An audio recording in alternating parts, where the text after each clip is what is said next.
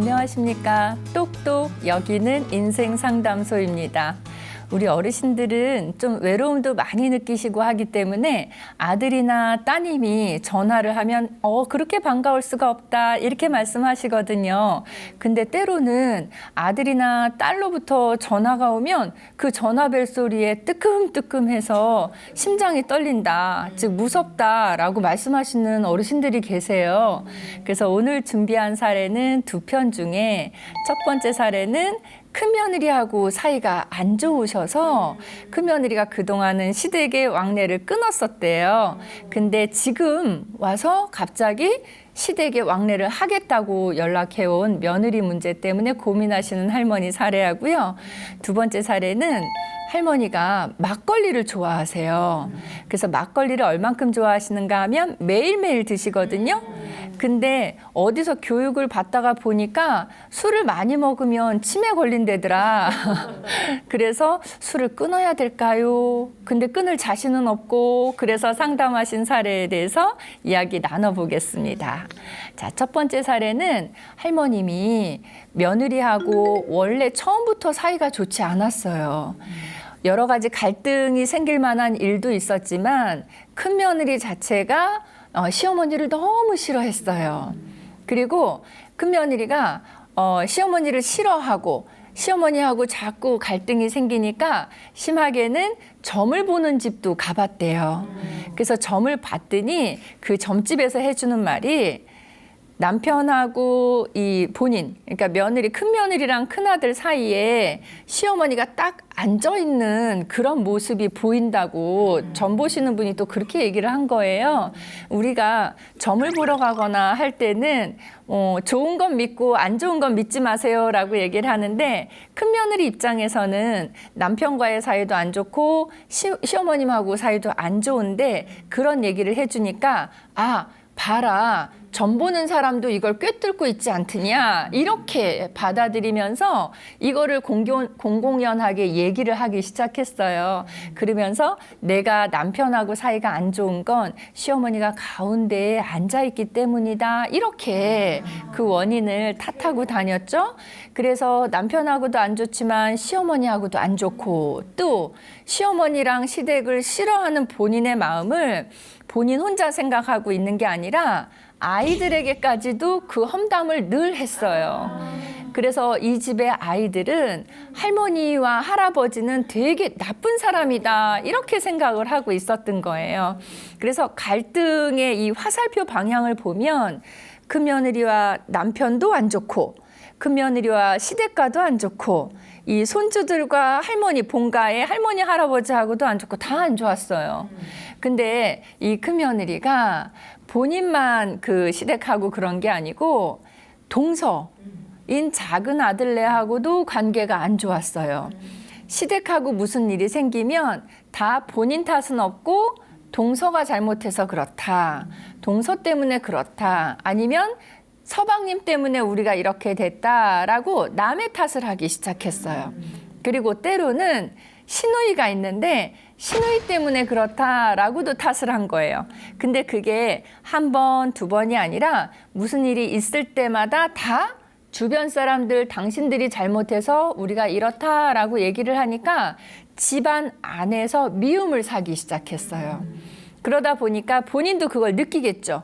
근데 이 큰며느리랑 큰아들은 어떤 생각을 하고 사는가 하면 나는 장남이야, 나는 맏며느리야, 그러니까 집안에서 우리를 장남으로 대접해 줘야 되고 맏며느리로서 대접을 해줘야 돼 라고 생각을 하는 거예요. 그러니까 본인들이 잘못을 했다 해도 잘못했다고 생각도 안 하지만 다른 사람들은 저 사람들이 잘못했기 때문에 우리가 싫어하는 표현을 하는 건데 왜 내가 장남인데 우리한테 이렇게 하지? 이렇게 생각을 하는 거죠.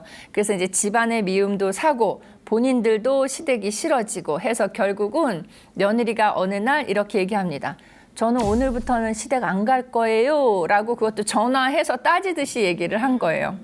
이 시어머니는 항상 큰아들을 결혼시키고 나서는 마음이 편할 날이 없어요. 왜냐하면 명절이 있으면 명절 끝나고 집으로 돌아가잖아요. 그러면 돌아간 날 밤 12시 넘으면 꼭 시댁에 전화를 한대요. 왜 전화를 하냐면 명절 기간 동안에 서운했던 거, 명절 기간 동안에 기분 나빴던 거, 이거를 시댁에 전화해서 퍼붓는 거예요, 시어머니한테.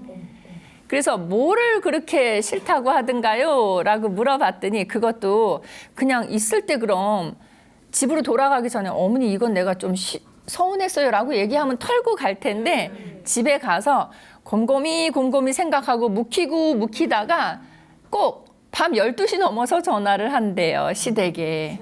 그러니까 할머님이 아까 처음에 말씀드린 것처럼 제가요, 자식한테 전화가 오면 반가워야 되는데 저는 벨소리만 들으면 심장이 벌렁벌렁해요. 그래서 병원에 갔더니 협심증이라고 얘기를 해서 요새 약을 먹고 있어요. 이렇게 말씀하실 정도예요. 그 큰며느리가 전화해서 그런 얘기 한대요. 왜 우리 애들이랑 동선의 애들이랑 차별을 두느냐라는 것도 따지고요. 왜 둘이 같이 싸웠는데 우리 애만 야단을 치셨냐 이런 것도 따지고 그랬대요. 그러니까 할머니 얘기는 제가 할머니의 그 변이라고 해야 될까요? 할머니의 그 해명을 들어봤더니 아니 큰애하고 작은애하고 싸우면 보통 어른들은 큰애를 야단치지 않냐고. 아유 네가 헝한데 네가 그러면 돼? 동생 줘야지. 이렇게 얘기를 한 걸 가지고 큰며느리는 큰애가 큰며느리 집 애고 작은애가 둘째 아들네 애니까 왜 똑같이 싸웠는데 우리 애만 야단치냐고 그걸 따지더래요. 그다음에 두 번째는 또 뭘 따졌냐면 추석이 지나고 갔을 때인데 그 할머니가 옛날에는 송편을 집에서 만들었지만 요즘은 어르신들이 이제 힘드니까 집에서 떡 잘 안 만드시고 송편을 이렇게 사다가 많이 쓰시잖아요. 근데 이제 큰 며느리도 명절 새로 오고 작은 며느리도 명절 새로 왔을 때 할머니가 돈 2만 원을 주면서 작은 며느리에게 너 요 앞에 나가서 떡집에 가서 떡 좀 사오너라 라고 얘기를 했대요. 그래서 작은 며느리가 가서 떡을 사왔답니다. 근데 큰 며느리는 이게 서운했어요. 왜 서운했는지 모르시겠죠? 우리 의아하죠? 저도 몰랐어요. 그랬더니 할머니한테 큰며느리가 이렇게 따지더랍니다. 왜 떡심부름을 동서한테 시키셨냐고. 그 얘기인 즉슨 왜 초등학교 학교 다니는 애들 보면 우리 어렸을 때 선생님이 이뻐하는 애한테 심부름 시키는 그렇게 해석을 한 거예요. 그러니까 이 큰며느리는 어머님이 동서를 더 이뻐하기 때문에 동서한테 떡심부름을 시켰다. 그 떡심부름을 왜 나한테 안 시키고 동서한테 시켰냐 이렇게 따져 묻는 거예요. 근데 이거는 입장이 달랐던 거죠. 할머니는 뭐라 그러시냐면 아니 그것도 그 발품 팔아서 거기까지 걸어갔다 와야 되는데 어린 녀석한테 힘든 거니까 네가 갔다 와라 하고 시킨 거지 뭐 좋은 거라고 동서를 시켰겠냐고. 나는 큰 며느리를 존중하느라고. 네가 맏며느리니까 너는 좀 쉬고 귀찮은 거는 네가 갔다 와라 이렇게 시킨 거라고 말씀을 하시는데 맏며느리는 또 그렇게 받아들이지 않았죠. 그래서 어떤 일이 있어도 이 할머님 말씀은 맏며느리는요 신기한 재능을 갖고 있어요. 좋은 뜻으로 대접해주고 좋은 말을 해도요 이거를 한 3번은 비틀어서 받아들여요. 이렇게 얘기를 하시더라고요. 그래서 그러한 일들이 계속 쌓이다 보니까 할머니하고 며느리하고 사이가 많이 안 좋아졌어요. 그러다가 급기야는 며느리가 시댁에 안 오겠다고 선포를 했죠. 근데 그러면 그 아들은 즉 장남은 어떻게 해야 될지가 이제 고민이 되는 거예요. 그래서 장남이 처음에는 혼자 다녀갔대요. 명절 지낼 때 다녀갔는데 그것도 어느 시간이 흐르고 났더니 큰며느리가 그 장남이죠 남편한테 그렇게 얘기를 했대요. 좌우지단간 선택을 하시라고. 어머니냐 나냐 선택하시라고 이렇게 얘기를 한 거예요. 그러니까는 앞으로는 당신도 가지 말아라 이 얘기예요. 갈 거면 나랑 정리하고 나랑 살 거면 거기를 가지 말고 이렇게 얘기를 한 거예요. 그래서 그 다음부터는 아들도 이 본가에 오기가 불편해졌더라는 얘기예요. 그 다음부터는 아들이 올 일이 있으면 눈을 피해서 회사 갔다 오면서 잠깐 들른다든가 이렇게 다녀갔다고 합니다. 그래서 이 큰며느리는 동서하고도 또 시누이하고도 남편하고도 누구하고도 시댁과 관련된 누구하고도 사이를 관계를 좋게 맺지 못한 채로 살아갔어요. 자, 이런 세월이 오래 지났어요. 선생님들 지금 요만큼만 얘기 들었어도 아이고 아이고 이렇게 반응을 하셨는데 이 며느리가 이제 와서 무슨 바람이 들었는지 전화가 왔더래요. 시어머니한테. 어머니 나 이제부터 저기 시댁에 가려고요. 명절에도 가고요. 어머니 생신 때도 가고 가려고요. 이렇게 얘기를 한 거예요. 그러니까 이제 할머니가 완전 혼란스러워지셨어요. 이게 뭔 얘기지? 왜 갑자기?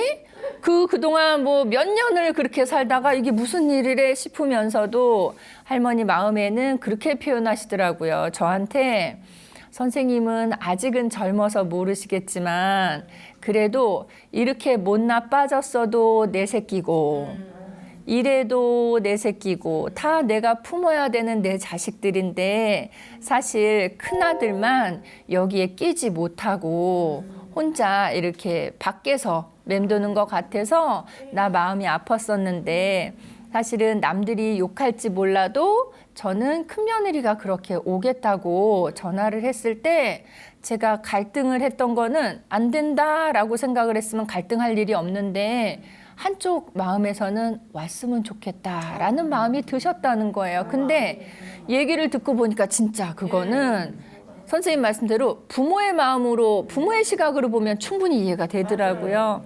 그래서 이제 이 할머니는 조금 안도하면서 그렇게 되면 좋겠다. 참 잘 됐다라고 생각을 했는데 문제는 작은 아들네 내외와 딸네 내외가 걸림돌이었어요.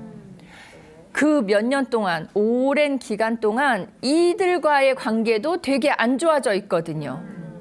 그러다 보니까 이 며느리가 그 사이에도 한 번쯤은 오려고 시도를 했었대요. 할머니 칠순인가 그때에 본인이 같이 하겠다고 들어오는 일이 있었는데 그 전에도 다른 형제들한테 워낙 잘못했던 게 많아서 다른 형제들은 이렇게 얘기를 한 거죠.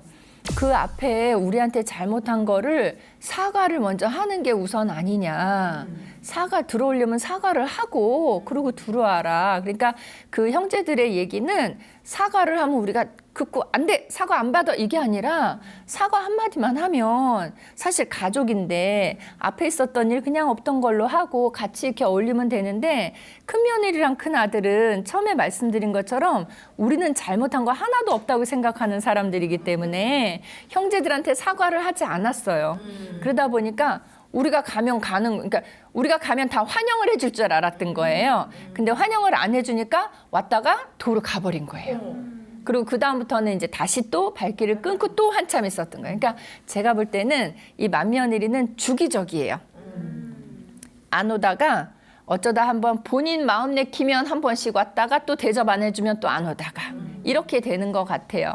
그래 놓으니까 이번에도 할머니 고민은 아직 작은 아들네랑 딸네한테는 얘기를 하지 않으셨지만 마음속으로는 기쁘지만 얘네들이 어떻게 반응할까가 이제 걱정이 되셨던 거예요. 그래서 이제 1차 상담을 하고 얘기를 좀 그래도 하는 게 좋겠다라는 말씀을 드렸고요. 그래서 할머니가 작은 아들네랑 딸네한테 이야기를 했대요. 그랬더니 작은 아들네가 그렇게 얘기하더래요. 그러면 형네 오시라고 하라고. 어머니가 그렇게 원하시면 오시라고 하세요. 우리는 안 가요. 이렇게 얘기를 하더래요. 근데 이제 딸내한테 또 얘기했더니 딸도 똑같이 얘기를 하더랍니다. 엄마, 나는 걔네 꼴 못 봐요. 그러니까 한번 경험이 있잖아요. 들어온다 그래서 받아주려고 했더니 사과 없이 너무 당당하게 하니까 그걸 봐왔으니까 이번에도 저 사람들은 들어오지만 사과를 안 할 것이다 이렇게 생각을 했어서 싫다라고 딱 잘라버린 거예요. 그러니까 할머니의 고민은 거기서부터 다시 깊어지기 시작한 거죠. 어떻게 해야 될까라는 얘기에 할머니는 이 떡도 쥐고 싶고 이 떡도 쥐고 싶은 거예요. 왜냐하면 다 내 가족이니까. 그래서 그리고 큰며느리한테 할머니가 모질게 못 하시더라고요. 좋은 모습만 보이고 싶어 하시더라고요. 그래서 저하고 상담하시면서 제가 말씀드렸어요. 지금쯤이면 어르신이 좀 어른으로서의 역할이나 모습을 보여주실 때가 된 것 같습니다.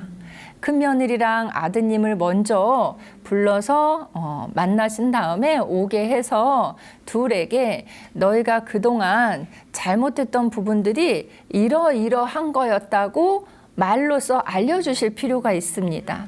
말로써 그 얘기를 해주지 않는 한 이분들은 지난번처럼 우리는 잘못이 하나도 없다라고 생각을 할 거고, 잘못 없는 사람들이 왔는데 왜 너희들은 환영하지 않느냐라고 생각해서 또 그대로 돌아갈 가능성도 있습니다. 그러니까 지금은 어른으로서의 조금 엄한 모습도 보여주실 필요가 있겠습니다 라고 말씀을 드렸어요. 그럴 것 같죠? 그래서 할머니가 큰아들과 며느리를 불러서 이제 그런 이야기를 했다고 합니다. 그래서 그 다음번에는 어떻게 해야 될까요? 이번에는 둘째 아들네랑 딸을 불러서 그 얘기를 하셔야 되겠죠. 그래서 이제 둘째 아들네랑 딸에게 그들이 잘못했던 부분들도 있고 아마 이번에는 들어올 때 사과를 하지 않을까 싶다는 그런 얘기도 하고, 너희들도 지난번보다는 조금 따뜻하게 품어주는 게 어떻겠냐고 그렇게 얘기를 해서 가족 간의 화합을 하실 수 있으면 참 좋을 것 같습니다. 그래서 제가 그렇게 이제 말씀을 드려서 할머니가 그 다음에 그렇게 실천을 하셨대요. 그러고 나서 이제 저한테 전화를 하셨어요. 원래 상담을 그렇게 해드리고 어떤 방법을 제시를 해드렸을 때 그렇게 실천에 옮기시는 분도 안 옮기시는 분도 계시는데, 옮기신 다음에 잘 마무리가 됐으면 저한테 전화 안 주시거든요. 근데 이 할머니는 전화를 주셨어요. 그래서 할머니 어떻게 되셨어요? 그러니까 잘 되셨어요? 라고 질문 안 드렸어요. 딱 보니까 잘 안 되셨을 것 같거든요. 그래서 어떻게 되셨어요? 라고 질문을 드렸더니 큰아들네가 이번에도 사과는 안 하려고 하더라고 얘기를 하더라고요. 근데 이제 큰아들네, 그러면서 할머니가 마음속에 담아두셨던 큰아들네와 관련된 속상했던 이야기들을 다시 또 재상담의 형태로 털어놓기 시작하셨어요. 큰아들네와 작은아들네가 갈등의 골이 깊어졌던 일들은 여러 번의 일들이 겹치면서 그렇게 됐다고 얘기를 하는데요. 큰아들네 아이들이 100일을 할 때 할머니 집에서 차렸대요. 그러면 100일을 집에서 차리고 이제 가족들끼리만 모이니까, 그러면 만약에 1시부터 100일을 하기로 했으면 우리 같으면 어떨까요? 1시부터 가족들이 다 1시까지 오기로 했으면 우리는 오전에 가서 음식을 차리지 않을까요? 근데 오전에 와서 음식을 차린 사람은 작은 며느리래요. 큰 며느리는 1시에 딱 맞춰서 왔대요. 그러니까는 본인 아이 100일인데 1시에 딱 맞춰서 온 거예요. 그래서 왜 이렇게 늦게 왔냐고 얘기를 했더니, 아니 저기 100일이니까 미용실도 가고 저도 머리하고 애도 머리 해주고 하느라고 지금 온 거라고 이렇게 얘기를 했대요. 그러니까 그때 이미 작은 며느리는 마음이 좀 상해 있었죠. 그리고 이제 그 시댁의 어른들 생일일 때 집에서 하는 경우도 있지만 밖에 나가서 외식을 하는 경우가 있는데, 외식을 하고 나면 큰 며느리랑 큰 아들은 쏙 일어나서 그냥 나간대요. 그러면 남아있는 사람이 작은 며느리랑 작은 아들이니까 그 식사값을 작은 아들네가 항상 지불을 했대요. 그러니까 이제 그런 일들이 쌓이니까 관계가 안 좋았던 거죠. 근데 큰 며느리가 들어올 때 작은 며느리가 이렇게 얘기를 했대요. 왔어요 하고 인사를 했대요. 그랬더니 큰 며느리가 그걸 가지고 한번 난리가 난 적이 있었대요. 그래서 할머니 그것 때문에 왜 싸웠을까요? 그랬더니 큰 며느리가 이렇게 얘기를 하더래요. 어른이 오시면 오셨어요 라고 해야지 왔어요가 무슨 말이냐고 해서 그것 때문에 싸우게 됐대요. 근데 작은 며느리가 그동안 참아왔던 게 있잖아요. 쌓여있는 게. 그래서 본인이 이제 어른인데 어른 대접을 못 해줬다고 얘기를 하니까 방에 들어가서 이제 둘이 싸움이 시작됐대요. 방에 들어가서 이제 큰 며느리랑 작은 며느리랑 마주 앉아서 얘기를 하는데, 그 모습이 할머니 얘기를 들어보는데 너무 웃으면 안 되는데 웃음이 났던 게, 다른 가족들은 며느리 둘이 방에서 말하자면 딱 마주 보고선 싸우고 있으니까 안 들리잖아요. 문 닫아놓으니까. 다 문에 이러고 있었던 거예요. 시아버지, 시어머니, 아들 둘, 시누이 다 이러고 있었던 거예요. 근데 들어봤더니 이렇게 되더래요. 큰 며느리가 어른이 오면 오셨어요 라고 공손히 얘기를 해야지 손 아래 사람이 어떻게 왔어요 라고 얘기를 하냐고. 그랬더니 둘째 며느리가 그게 존댓말이지 그럼 제가 반말을 했냐고 얘기를 하더래요. 그랬더니 그러면서 그러면 어른 대접을 만약에 제가 못한 거라고 하면 대접을 받으려면 어른다운 행동을 해야 되는 거 아니냐고, 어른다운 행동을 한 적이 있으시냐고 그랬더니 큰며느리가 살짝 당황하면서 내가 못한 게 뭐가 있냐고 이렇게 얘기를 한 거예요. 그랬더니 작은 며느리가 이 목소리 톤도 바뀌지 않고 조근조근한 톤으로 그 아무개 백일잔치한테 할 때 백일상 누가 차렸어요? 그랬더니 큰며느리가 아무 말도 못 하더래요. 어머님 생신, 아버님 생신 그동안 여러 차례 있었는데 그럴 때마다 밥값 누가 냈어요? 딱 얘기를 했더니 큰며느리가 그거 우리 신랑이 내지 않았어? 이렇게 얘기하더래요.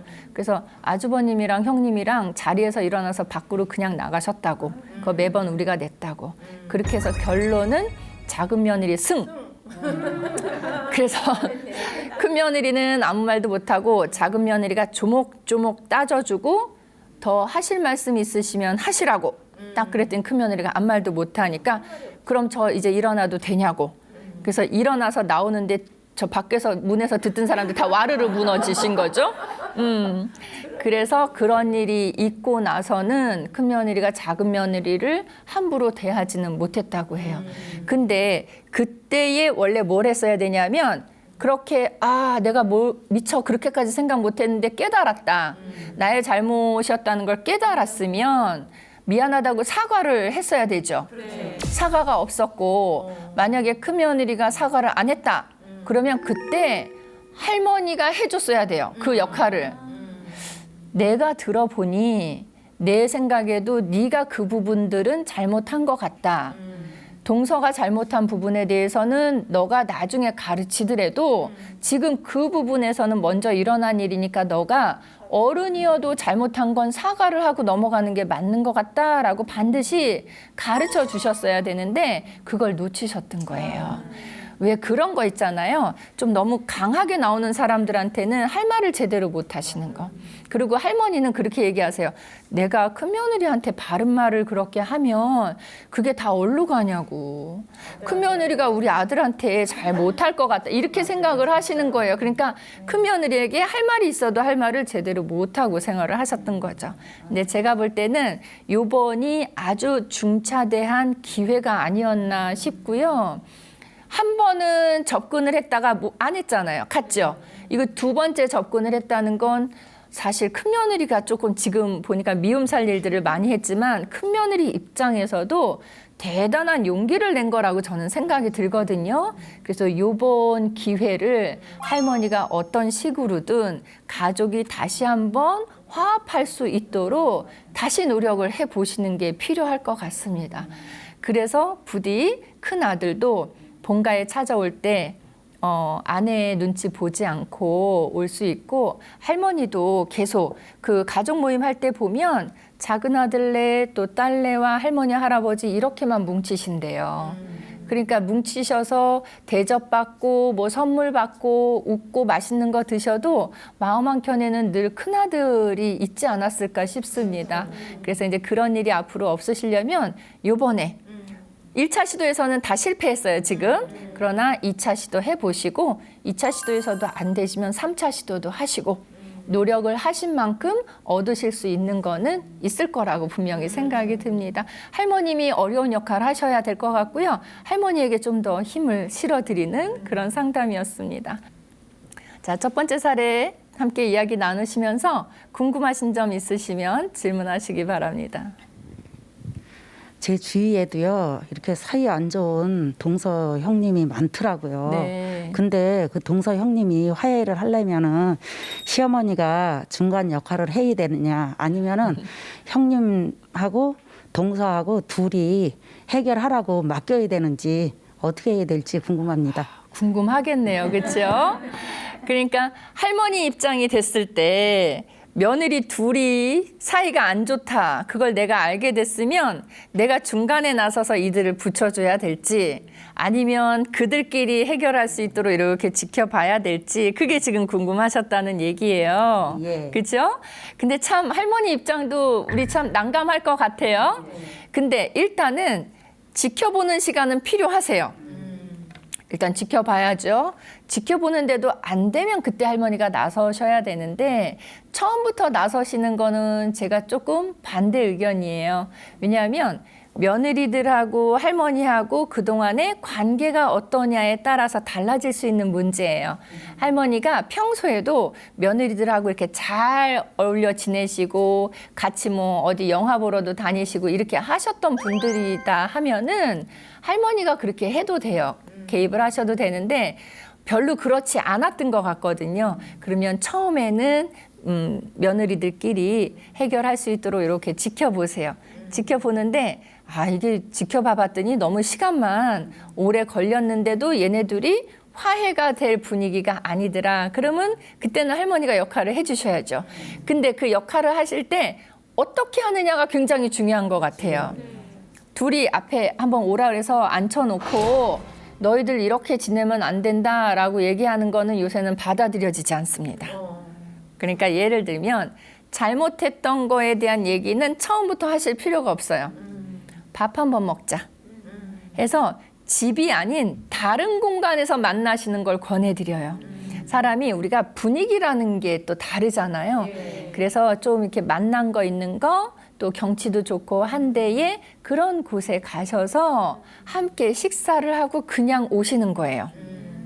너희 둘이 사이좋게 지내라라는 말 안 하시고 그냥 밥만 먹고 오시는 거예요. 그게 젊은 애들 말로 쿨하게 그렇게 오고 그 다음번에 시간이 조금 얼마 지나지 않은 다음에 하지 마시고 좀 이렇게 시간이 조금 한 달이나 이렇게 지난 다음에 내가 무슨 티켓이 생겼는데 같이 갔으면 좋겠다라고 해서 또 갔다 오시는 거예요. 이렇게 아주 서서히 자리를 마련하는 것까지 그렇게 하다 보면 밥 먹으면서 한번 생각해 보세요. 우리 선생님들하고 저하고 같이 식사를 한다 그러면 말을 한마디도 안 하고 밥만 먹으면 너무 뻘쭘하죠? 그러니까 밥 먹다가 말을 하게 돼 있어요. 그러면 할머니가 말씀을 안 하셔도 동서들 간에도 대화를 나누게 돼 있거든요. 그러면서 서서히 대화의 양을 늘리다 보면 좋은 얘기가 오고 가고 그러다 보면 관계가 좀 생겨서 예전에 좀 서운했던 거 또는 내가 미안했던 거에 대한 얘기를 하게 돼요. 그래서 자리를 마련하는 것. 첫 번째는 둘이 해결할 수 있도록 좀 지켜보세요. 두 번째는 가운데 끼시되 잘못했다 뭐 이런 거를 직접적으로 표현하지 마시고 그냥 식사하는 자리 정도로 가볍게 그래야 다음번에 밥 먹자 그래도 부담 없이 나와요. 처음에 이렇게 앉혀놓고 나무라시는 쪽으로 얘기를 하시면 다음번에 또 오라 그러면 안 오려고 그래요. 이런 핑계 저런 핑계 대고 그래서 그렇게 접근을 하시면 좋지 않을까 싶습니다.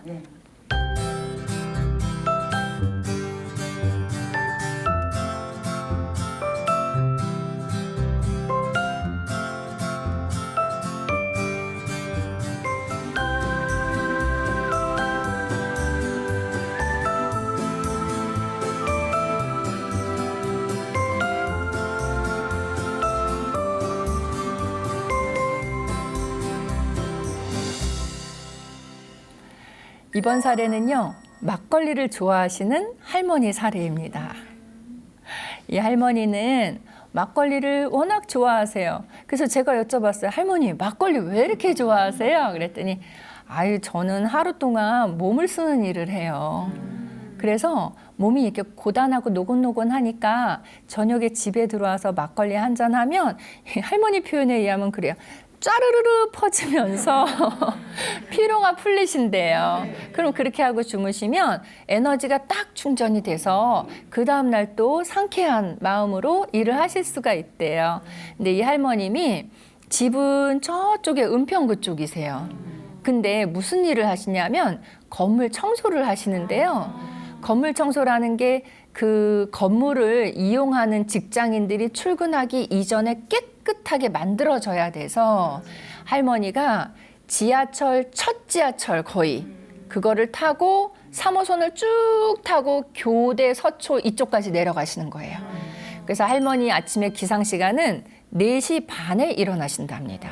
그래서 4시 반에 일어나셔서 얼른 채비를 하시고 5시쯤 되면 집에서 나가셔서 지하철을 타고 3호선을 타고 쭉 내려가신대요. 그래서 건물 청소를 다른 사람들을 위해서 상쾌하게 깨끗하게 해 놓으시고 그렇게 하시고 2시가 넘어서 2시 반 정도 되면 원래 퇴근을 하신대요. 그런 일상이 이제 계속 반복되셨는데 요 최근에 할머니가 뭘 하시는가 하면 주변에 보니까 나랑 나이 같은 할머니들이 요양보호사 공부를 하더래요. 그래서 할머니가 나도 요양보호사 공부할까 생각이 들어서 요양보호사 교육원에 등록을 하고 그 공부를 하시는 거예요. 근데 이 요양보호사 공부가 2시부터 시작해서 6시까지 끝나는 거래요. 그럼 할머니는 교대 그 밑에 서초 쪽에서 원래 2시 넘어 끝나잖아요. 근데 거기에 이렇게 양해 말씀을 드려서 2시 수업에 늦지 않도록 올 수 있게 조금 일찍 끝내주신대요. 그래서 이제 할머니가 똑같아요. 4시 반에 일어나서 거기 가서 청소하고 1시쯤 되면 나서서 3호선 타고 쭉 올라오셔서 교육원에서 2시부터 6시까지 공부를 하신 거예요. 근데 요양보호사 공부를 하시니까 너무 좋더래요. 근데 할머니가 연세가 좀 있으신데도 공부를 너무 잘하세요. 잘한다는 게 점수가 뭐 높다가 아니라 열심히 하시는 거예요. 근데 생각해 보세요. 선생님들은 하루에 4시간씩 앉아서 꼬박 공부하는 게 얼마 전의 일일까 생각해 보면 뭐 한 10년도 더 되고 20년도 더 됐잖아요. 근데 이 할머님은 연세가 많으시다 보니까 글쎄요, 난 기억도 안 나요 할 정도로 오래전 일이라는 거예요. 그러니까 이런 배움이라는 거가 너무너무 할머니에게는 달콤하게 느껴지신 거죠. 그래서 공부할 때는 하나도 안 놓치려고 열심히 공부를 하셨어요. 그리고 이제 중간에 쉬는 시간이 되면 계단을 오르내리면서 이제 운동도 하시고 이렇게 했죠.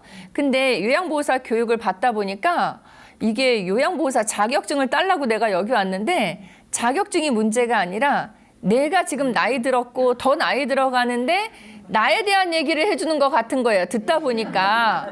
그러니까 너무너무 이게 쏙쏙 들어오더래요. 젊은 사람들 같으면 와닿지 않으니까 외워야 되거든요, 일부러. 근데 할머니는 일부러 외우실 필요가 없어. 듣고 보면 내 귀가 이렇다고 내 눈이 이렇다고 다 이게 딱 적용이 되니까 한 번 들으면 다 기억에 남는 거예요. 그리고 어떤 얘기는 들어보면 그런 생각이 드신대요. 아직 멀었어요. 좀 더 있어봐요. 더 나빠져요. 뭐 이런 생각도 들고 그렇게 열심히 공부를 하시다 보니까 어느 날 치매 파트 공부를 할 때 거기서 이런 말이 나왔대요. 술을 너무 많이 드시면 치매에 걸립니다 라고 얘기를 했대요. 근데 그게 알코올성 치매와 관련된다는 얘기였거든요. 그러니까 할머니가 이렇게 생각해 보니까 왜 앞에서도 무슨 얘기만 나오면 다 나한테 적용했다 그랬잖아요. 청각 기능 저하, 뭐 시각 저하 이런 거 다 나한테 적용하고 있는데 갑자기 술을 많이 먹으면 치매 걸린다는 얘기를 하니까 어머 이것도 내 얘기네 싶으신 거예요. 그러면서 이번에는 조금 걱정이 되기 시작하신 거예요. 술 많이 먹으면 치매 걸린다고? 그럼 나는 어떻게 되는 거지? 라고 이제 궁금해지기 시작하신 거예요. 그래서 이 할머니는 원래 낙이 뭐냐면 2시부터 6시까지 와서 공부하시죠. 네. 그러면 집에 가실 때 장을 봐가지고 들어가세요. 근데 할아버지랑 2분이 사시거든요. 그럼 장 봐갖고 들어가서 저녁 준비를 해요. 근데 할머니가 하시는 저녁 준비는 항상 우리 같으면 뭐 이런 반찬도 하고 저런 반찬도 하는데 할머님은 매일매일 저녁으로 막걸리를 드셔야 되거든요. 그게 너무 행복한 시간이에요, 할머니한텐. 그래서 저녁 준비가 다른 반찬 준비가 아니라 막걸리 안주를 만드시는 거예요. 그러니까 이 할머니는 막걸리 안주를 매일 만드세요. 그리고는 저녁에는 저녁 식사로 할아버지랑 막걸리 잔을 기울이시면서 막걸리 드시고 안주 드시고 그리고 주무시면 진짜 행복하대요. 근데 그 진짜 행복한 거를 교육원에서는 그렇게 드시면 안 됩니다라고 얘기를 한 거잖아요. 그리고 주변의 친구들 얘기를 들어봤더니 너 그렇게 많이 먹으면 안 돼 라고 이야기들을 해주니까 할머니가 그동안 친구들 얘기 들을 때는 괜찮아. 니들도 먹어봐. 행복해. 이렇게 그냥 귀등으로도 안 들으셨는데 이건 교육원에서 하는 얘기다 보니까 확 와닿는 거예요. 그러면서 심각하게 받아들이시고 나도 술을 끊어야 되나 이런 고민이 생기신 거예요. 그래서 술을 끊어야 될까 고민하다가 결국은 할머니가 지셨어요. 안 된다고 하니까. 그리고 선생님이 한 번 얘기하는 게 아니라 그 다음 날도 다른 선생님이 오면 또 술 많이 드시면 치매 걸린다고 하고 그러니까 이 할머니한테는 그 강의 내용이 겁을 주는 걸로 이제 받아들여지시니까 할머니가 안 되겠다. 술을 끊어야 되나 보다 하고 이제 술을 끊었어요. 끊었다는 게 그날 저녁에 안 드셨대요. 그리고 나서 이제 그 다음날 4시 반에 일어나서 일을 하러 갔는데 하루 종일 우울하더래요. 술을 안 먹으니까 기운이 안 나서 청소도 못 하겠더라는 거예요. 그래서 할머니 생각에 속된 말로 에이 그러면서 내가 얼마나 더 살겠다고 그 좋아하는 거 안 먹고 이렇게 해야 되나 싶어서 아까 술 끊었다고 말씀드렸죠? 하루. 하루 끊으시고 그 다음날 안 되겠어서 내가 이러다가 마음이 먼저 죽겠다 싶어서 그날 저녁에 더 푸짐하게 안주를 만들어서 막걸리를 어제 못 드신 것까지 더 많이 드셨대요, 할아버지랑. 그래서 이제 할머니는 너무 행복했어요. 그래서 아주 그 하루 안 드셨는데 저한테 뭐라 그러냐면 10년 채증이 풀린 것 같대요.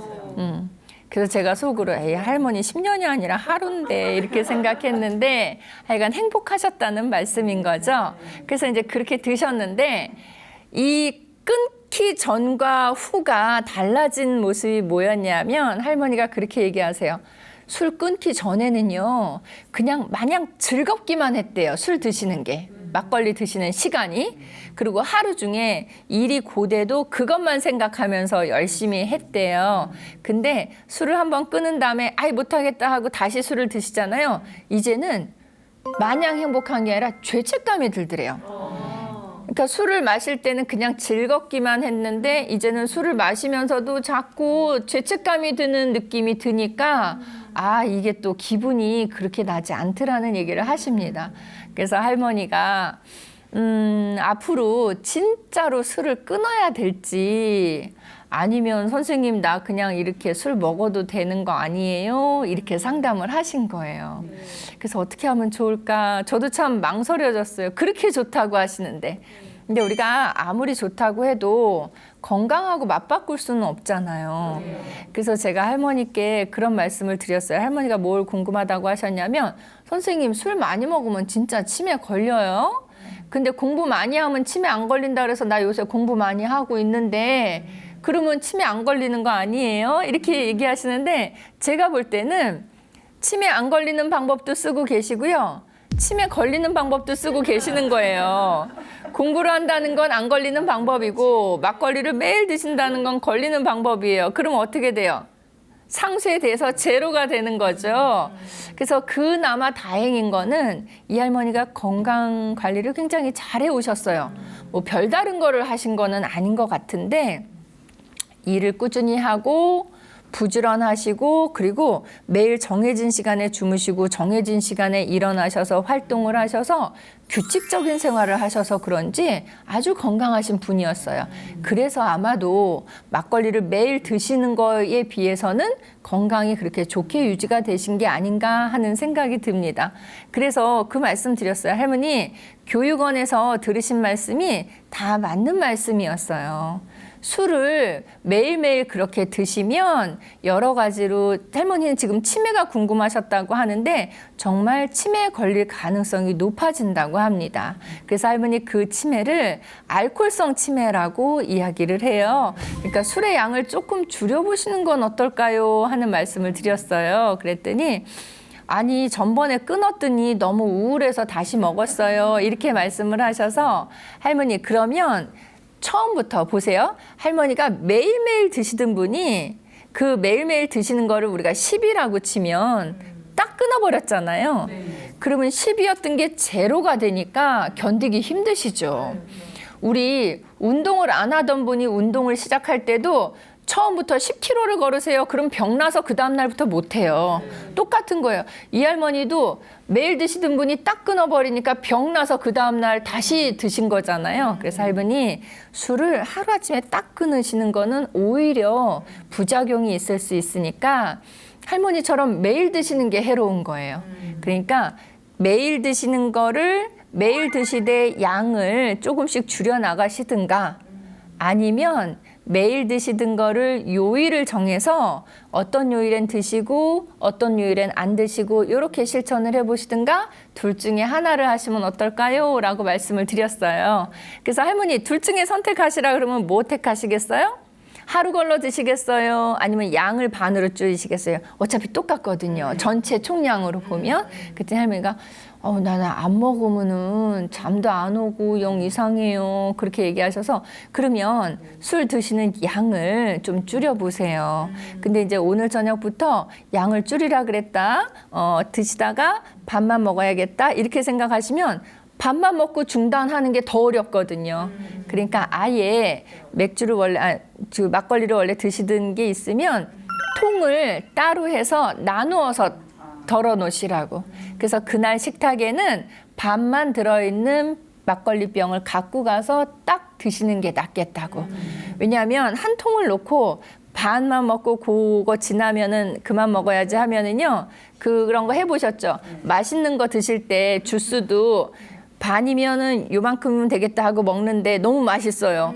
그러면 아니야, 요게 위에가 조그마니까 반이 여기야.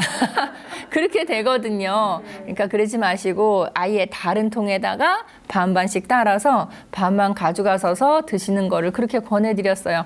그렇게 할머니 일주일 동안 해보시고 일주일 동안 이걸 실천하셨다. 그러면 그때는 다른 방법을 쓰시면 될 것 같아요. 어떤 방법을 쓰냐면 반만 드시는 건 그대로 유지하시되 일주일 중에 하루만 안 드시기. 나머지 6일은 반씩 드시기. 그게 또 잘 되셨다. 그러면 이렇게 단계별로 내려가시면 좋겠죠? 그래서 그게 되시면 일주일에 2번을 안 드시는 걸로 그렇게 하시면 훨씬 좋겠다는 말씀을 드렸어요. 그러면서 제가 무슨 말씀 드렸냐면 근데 할머니, 할아버지는 건강이 어떠세요? 라고 질문을 했어요. 할머니가 연세가 82세예요. 근데 저는 되게 놀라웠던 게 82세신데 아직까지 일을 하고 계세요. 매일매일 하는 일을. 그리고 82세인데 공부를 하루에 4시간씩 하시는 거예요. 거기까지 제가 놀랐는데 그 다음엔 제가 할머니한테 약간 농담조로 할머니 제가 그 2개 때문에 굉장히 놀랐어요. 근데 매일매일 일하시고 매일매일 공부 4시간 하시고 너무 놀랐는데 매일매일 막걸리까지 그건 더 놀랐어요, 할머니. 그러니까 앞으로는 막걸리는 매일매일에서 좀 빼면 훨씬 더 좋으실 것 같아요. 그리고 할머니 지금까지 건강하게 지내신 거 저는 참 놀라운 일이고 할머니에게 굉장히 복 받으신 일이라고 생각을 해요. 근데 문제는 지금까지가 아니라 앞으로가 걱정이 되거든요. 그리고 할머니도 걱정이 되지만 할아버님은 할머니가 지금 82세인데 할아버님은 할머니보다 연세가 더 많으신데 막걸리 매일매일 드시다가 나중에 건강이 안 좋아지시면 할머니 이렇게 매일매일 일하시는 거 어려워지시지 않을까요? 2분 중에 한 분이라도 건강이 안 좋아지시면 그때부터는 생활 자체가 흔들려 버리게 돼요. 그러니까 지금 우리 그런 말 하잖아요. 건강은 건강할 때 지켜야 된다. 그러니까 할머니 지금 이상이 없는 것 같지만 사실은 저는 할머님이 건강검진을 한번 받아보셨으면 좋겠다라고 말씀을 드렸어요. 그래서 알코올 수치가 내 안에 어느 정도 들어있는지 파악을 해보시는 것도 필요할 것 같거든요. 그래서 할아버지의 건강도 여쭤봤더니 건강하다고 대답을 하시더라고요. 그래서 마지막으로 제가 제안해드린 게 할머니 오늘부터는 술을 조금 줄여 드시거나 안 드시거나 이렇게 점차적으로 줄여 나가기로 했잖아요. 그러면 저녁 드시고 나서 바로 TV보다 주무시지 말고 동네에 오늘은 한 20분 산책 할아버지랑 같이 그리고 그 다음에 이거 한 일주일이나 2주일 잘 유지가 되면 그 다음에는 식사 후에 30분 산책 이렇게 해서 시간이 좀 지나가면 하루에 1시간 정도씩만 2분이서 산책하는 그런 연습들도 하시면 건강에도 좋고 여러모로 좋을 것 같습니다 라고 말씀을 드렸어요. 왜냐하면 할머님이 아까 할머니의 일과를 들어보셨지만 4시 반에 일어나셔서 하루 종일 부지런히 움직이시는데 운동은 안 하시거든요. 근데 어떤 분들은 그렇게 얘기해요. 아니 거기까지 지하철 타고 가서 청소하고 오고 이거 운동 아니에요? 라고 말씀하시는데 우리가 운동과 노동은 또 달라요. 쓰여지는 근육도 다르고 몸에 나타나는 효과도 다를 수 있거든요. 그래서 할머님은 운동이 필요한 그런 상태인 것 같고 처음에 할머님이 질문하셨던 술 먹으면 치매 걸립니까? 라고 말씀하셨을 때 걸립니다 라고 그렇게 대답을 해드렸습니다. 어떤 연구에서는 소량의 술은 치매를 낮추는데도 영향을 준다라는 연구 결과도 있었어요. 근데 거기서 그거를 권할 수 없는 게 소량이 얼만큼인지는 참 가늠하기 어렵습니다. 그리고 사람의 심리가 술 좋아하시는 분들은 소량 먹으면 만약에 소량을 먹으면 몸에 좋다 해도 소량을 먹고 소량에서 끝나는 분들은 굉장히 드물거든요. 술이라는 게 드시다 보면 계속 드시기 때문에 할머니 그런 거는 믿지 마시고 술을 좀 덜 드시고 대신 술을 안 드시는 만큼의 그 양을 채워주는 거를 운동으로 채워주시면 훨씬 더 좋을 것 같습니다 라고 말씀을 드리면서 상담을 마쳤습니다. 할머님이 그 다음에는 저한테 전화를 안 하시거든요. 그러면 술을 줄이고 계시는 건지 또 전화하면 줄이라고 그러니까 전화를 안 하시는 건지는 아직 퀘션 마크예요. 다음번에 할머님이 저한테 전화를 해주시면 그때 결과를 또 다시 말씀드리겠습니다.